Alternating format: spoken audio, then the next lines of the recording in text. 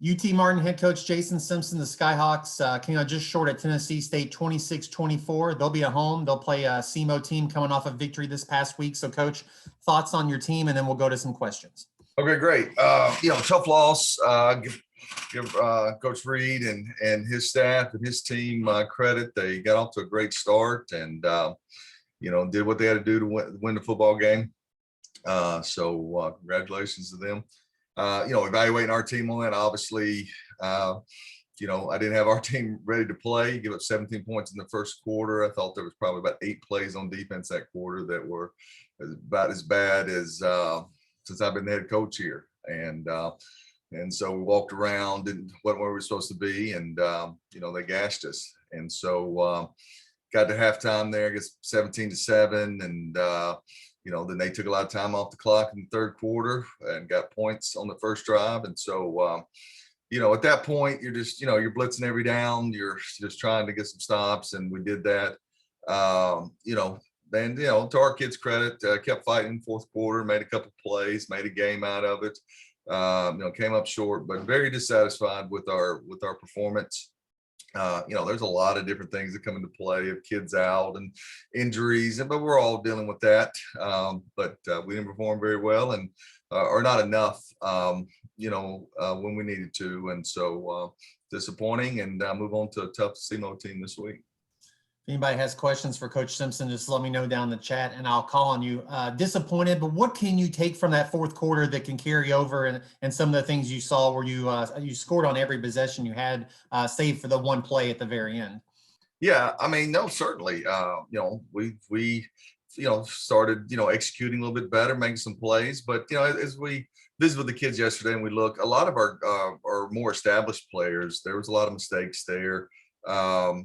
Visiting with, with John at the quarterback position, with Colton Dowell, those guys have to play at a high level for us to win football games. And there were some things that we've got to do a better job, coaching them and getting them to execute at a higher level, and expect them to bounce back this week and perform even better. But certainly, like I said, we competed there certainly in the fourth quarter and had a chance, even not performing for up to 3 quarters, but the 2-point play, got to give the kids a better chance. Maybe tie that one up and go into overtime, but I didn't get it done. One question about TSU, and then we'll move on to your next opponent. What did you see that they've done well running the ball? They've been maybe the best rushing team the last 3 weeks in the OVC. I think they're coached well. I think Coach Armfield does a good job in facing them for all these years, and they get on people's tackles are good, and the back runs hard, and now they've had the quarterback element to it, in the run game, and so now you're getting, you can control the numbers in the box with the quarterback running. So hats off to them, made some adjustments and doing some good things. So your opponent is coming off a 3-point win. They gave up a touchdown with about 3 minutes to go. So more close games, just like your game was close. What have you seen from SEMO as far as what they want to do? They have the Andrew Bunch, the transfer quarterback, and they ended up with 87 rushing yards. But they had a long one called back at the end of the game. So it seems like they were very balanced offensively. Yeah, they're going to be physical on offense and got a couple schemes on offense and run game they hang their hat on year after year and do a good job with those. And like most of us, when they don't turn the ball over, they're going to score the 30 points and tough to beat when you give that up, or when you allow them to score that many. But that team, does a great job on defense with Coach Tuke and their scheme and their belief and their culture on defense. They've been a very difficult opponent for us over the last several years to be able to generate enough points, to win the football game. So, once again, it will be schematically it's a challenge, which is a credit to their staff, and then credit to their recruiting and players. Big defensive line and physical, and so a tough matchup, for us again this week. They had a receiver who, as a senior, had been around the best game he'd had in his career, 10 catches. What do you have to do I know it's across the board, but to prevent somebody from having a 10 catch, 173-yard day? Yeah, I think a couple years ago they had the good player that had 200 against us. So, maybe we won't repeat that again, but that's you can't let one guy just you got to make them find other guys and get out of a comfort level. You can't let guys just dominate a game and treat it like batting practice per se. Short week this week with games not being played on Sunday because of Easter. Just thoughts on that, and one less day of preparation obviously impacts both teams, but just what your thoughts were. Yeah, I mean, it kind of is what it is.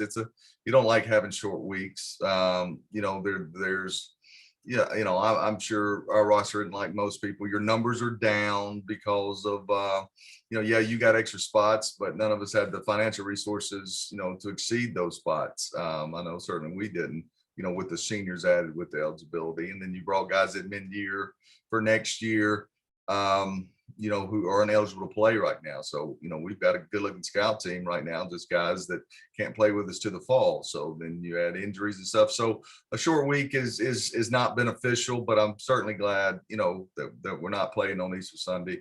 That wouldn't be good for anybody. So kind of is what it is. And you put it together and you go back and play. I think Coach Toot got asked this, but some teams have opted out and across the country, but we've so far, knock on wood, we've played all of the games. Just 2 games left. How do you see what the spring season has been like so far now that everybody's played 5 games?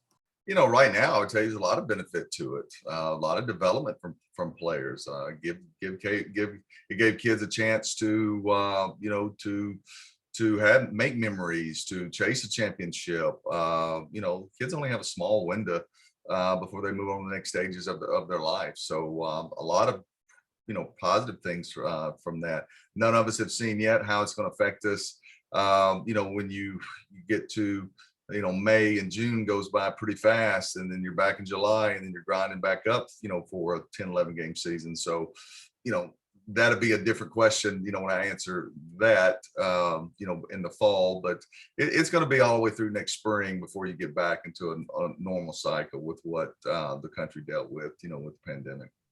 Well, Coach, appreciate your time as always. Best of luck on Saturday, and we'll talk to you again next week. Hey, thank you, Kyle. Appreciate you guys.